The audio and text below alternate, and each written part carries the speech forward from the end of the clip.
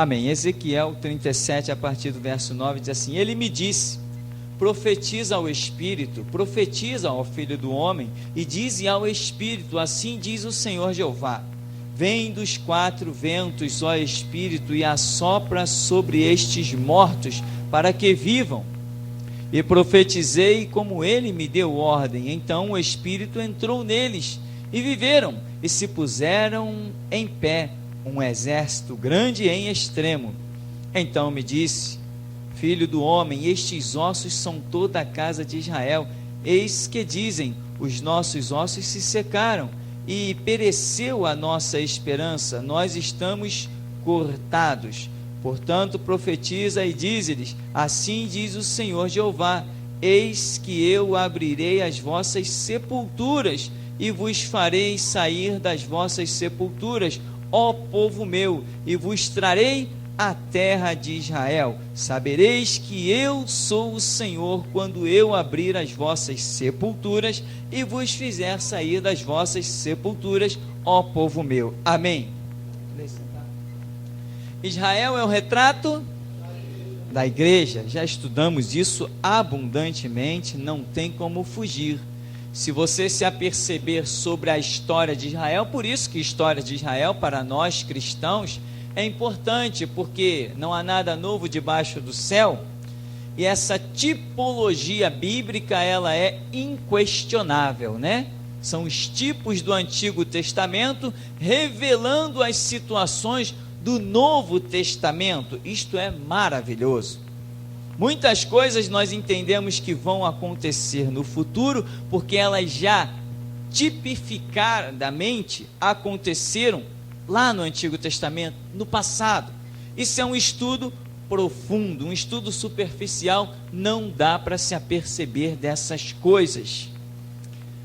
Existiu um povo de Deus no Antigo Testamento, existe um povo de Deus hoje, no Novo Testamento, uma manifestação de Deus lá, uma manifestação de Deus aqui, e tudo vai sendo um retrato um do outro. Pessoas, por exemplo, Moisés tipificou Cristo, Josué tipificou o Espírito Santo, Elias tipificou Deus, Eliseu tipificou o Espírito Santo, e as coisas vão sendo muito evidenciadas. Eliseu amaldiçoou 42 meninos, 2 ursas saíram da floresta. Tudo isso nós já vimos com muita clareza. O que significa tudo isso? Isto é figura de coisas vindouras. Amém? E você que tem caminhado aí, se esforçado, sobretudo no seminário, você tem acompanhado esta glória toda. Mas, irmão, se Israel é o retrato da igreja, um retrato antecipado, nós podemos, pela história de Israel, e é por isso que Deus levou muitos homens a escreverem sobre a história de Israel, e nós hoje temos nas nossas bibliotecas por aí, nas sociedades bíblicas do dia a dia, muitos livros escritos por cristãos, especificamente sobre a história de Israel. E tem gente que olha para aquelas prateleiras, para aqueles livros e diz assim: não sei para que esse livro aí. Realmente ele não sabe para quê, porque ele ainda não estudou suficientemente para entender que aquele livro ali, sobre a história de um povo do passado, está revelando o futuro. Amém? Tudo é uma questão de estudo, né? Para que os homens começaram? Uma pedrinha mais outra pedrinha igual a 2 pedrinhas. Para que hoje pudessem fazer cálculos e mandar uma sonda a Marte, mandar um foguete na Lua. Tudo começa de uma raiz até que seja revelado o fruto, né? Quem diria que uma tão pequena semente pudesse se transformar em tão grande árvore? E assim é a história de todas as coisas. Mas o nosso texto aqui, nós já falamos, Deus rejeitou Israel. Amém? E Deus também rejeitou a igreja. Amém? A igreja foi rejeitada? Claro que foi rejeitada. Que igreja eu estou falando? Eu estou falando da igreja dos primeiros séculos. Aquelas cujos fundadores foram Paulo, Pedro, Tiago, João, aquela fez aliança com o Estado romano e se transformou na Igreja Católica Apostólica Romana. A palavra católica significa universal. Coincidência, né? A palavra católica tem esse sentido. Por quê? Porque era a ideia do Império Romano unificar todos os conceitos religiosos, já que eles não conseguiam acabar com os crentes. Matava um aqui, lá na outra cidade tem 10, matava os 10, na outra cidade tem 100, matava os 100, na outra cidade tem 1000. Eles falaram, não tem jeito, vamos nos unir a eles. Aí vieram lá alguns espertos, né? Algumas mentes engenhosas, e traçaram planos. Os nossos irmãos lá do passado cometeram esse erro, e o Evangelho acabou sofrendo detrimento terrível. E aí está a Igreja Católica Apostólica Romana, rejeitada por Deus. Era uma igreja verdadeira, estava dominando o mundo, mas os seus conceitos se degeneraram, então se transformou. Vem Jesus lá depois, cerca de 50, 60 anos, mais ou menos, depois da sua partida para o céu, e vem revelar Apocalipse a João, e no capítulo 17, ele chama esta que eu acabei de citar, de a grande meretriz, Babilônia, a mãe das prostituições. Foi rejeitada? Foi rejeitada. Mas, assim como Deus sempre, usando os profetas Ezequiel, Isaías, Jeremias, fala de um juízo e fala de uma rejeição, ele também fala de uma restauração. É por isso que Deus é um Deus de misericórdia. A sua ira parece que ela não dura, não consegue durar para sempre. Ele sempre está dando uma chance para o ser humano, mais do que o ser humano merece. Por isso a Bíblia diz que Cristo morreu por nós na cruz, sendo nós ainda pecadores. Quer dizer, Deus olhou para a gente em miséria, não olhou para a gente bonzinho. Eu vou morrer por eles, eles são bonzinhos. Não, eles são o lixo, eles são o resto, eu vou morrer por eles. Isso é que é Deus. Isso é que é um Deus tremendo e maravilhoso. Então, há uma promessa de restauração. Havia ela para Israel.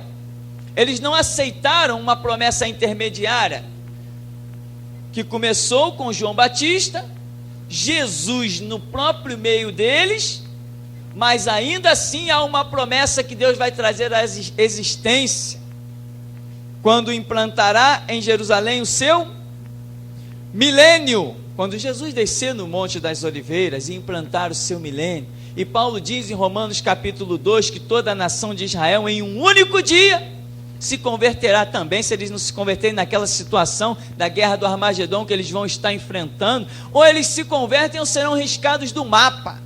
Então eles vão se converter em um único dia. Será a restauração nacional de Israel. Que coisa maravilhosa.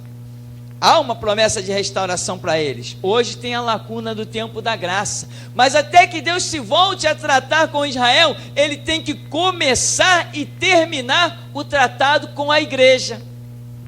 Então, estamos no final dos tempos. Tem terremoto por aí? Tem maremoto por aí? Tem ventania por aí?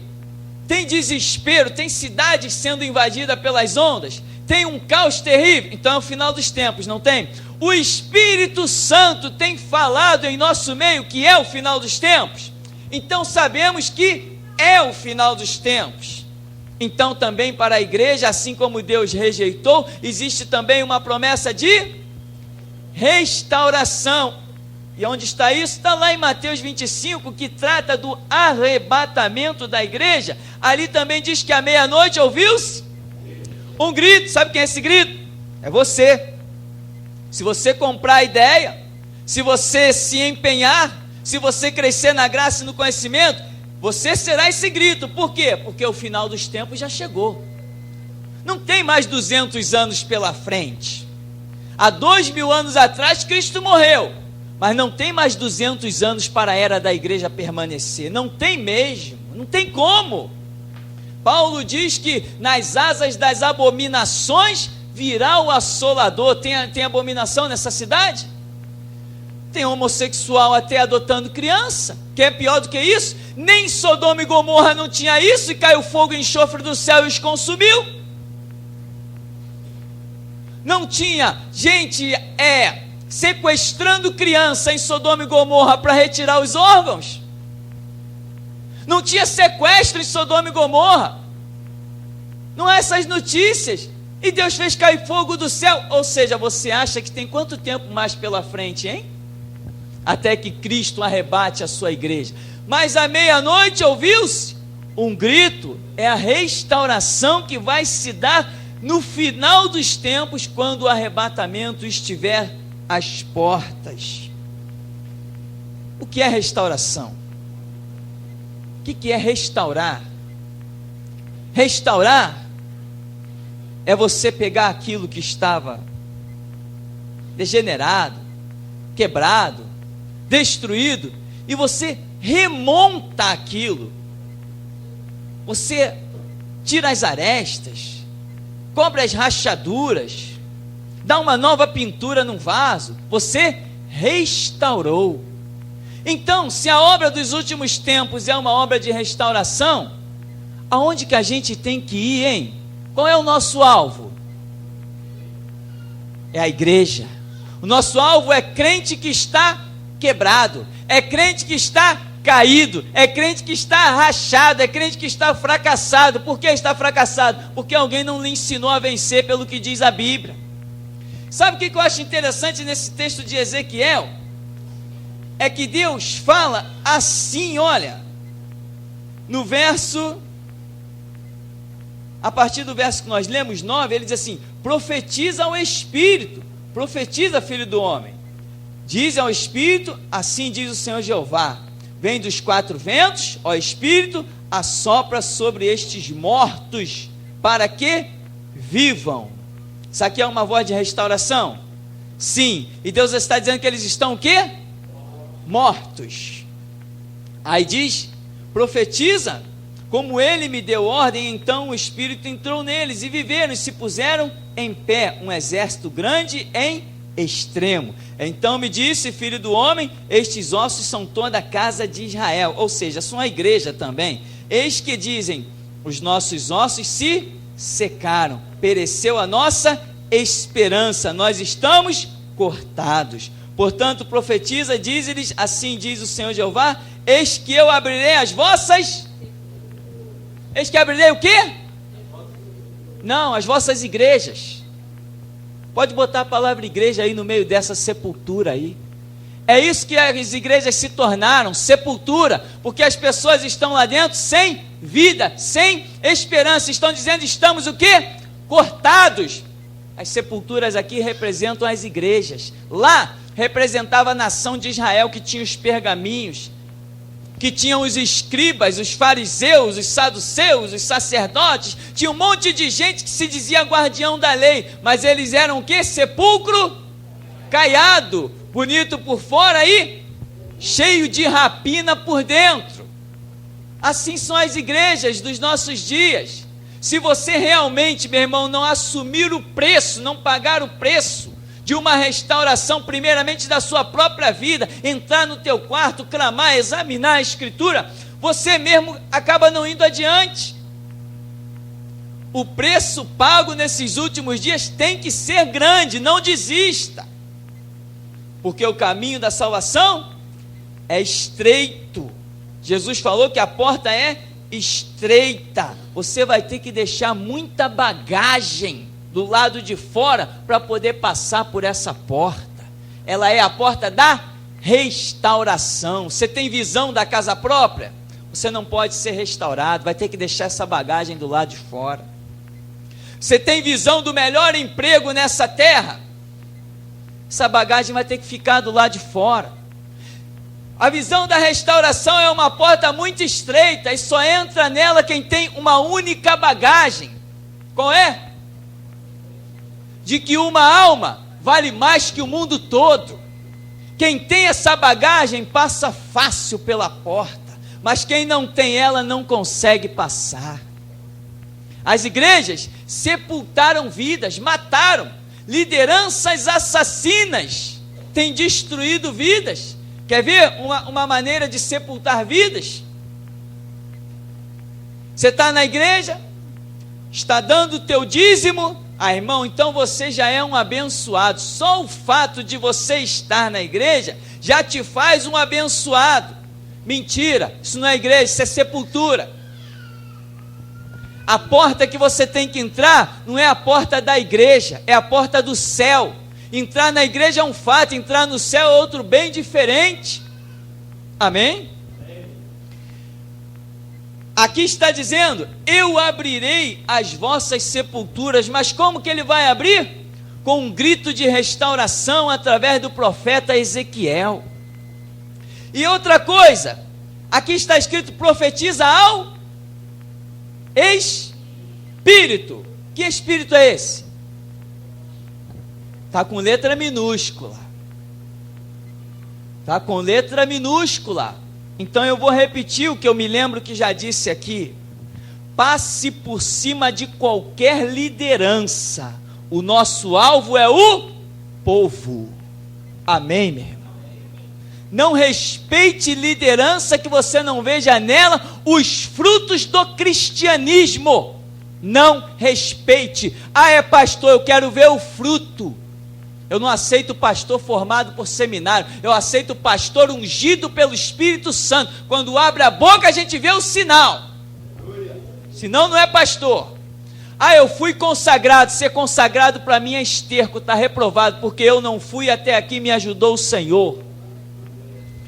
Então, profetiza, filho do homem, ao Espírito, para que venham dos 4 cantos, porque a nação de Israel foi espalhada aos 4 cantos. E Deus tinha uma promessa de reunir esse povo novamente na sua terra, promessa essa que se cumpriu pelo reconhecimento da ONU em 1948, dando a legitimidade do Estado de Israel. Só que quando eles chegaram lá, já tinha gente habitando lá, os chamados samaritanos. Por isso existe aquela guerra até hoje, que o judeu não fala com o samaritano. Por isso os árabes não abrem mão de um pedaço lá da terra santa, que também pegaram quando Israel não estava naquele lugar. E aquela guerra ali não para jamais, a menos que surja quem? O anticristo. O anticristo vai proclamar a paz no Oriente Médio, e muitos dirão: ó, verdadeiramente esse é o Messias que nós esperávamos. Mas não é o Messias, é o anticristo, que vai se assentar no templo de Deus, querendo parecer Deus. Você sabia disso?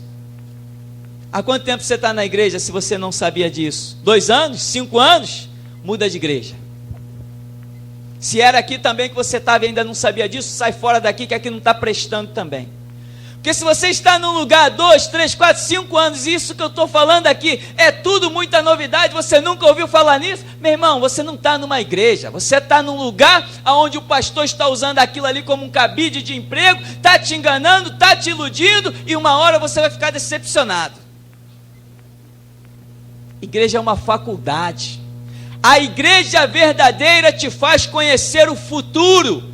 Por quê? Porque a Bíblia é a palavra de Deus e ela traz a onisciência desse Deus. A Bíblia revela todas as coisas do passado, do presente e do porvir. Tudo está escrito neste livro. Por isso que ele tem 66 livros aqui. 6 é o número do homem. Profetiza, filho do homem.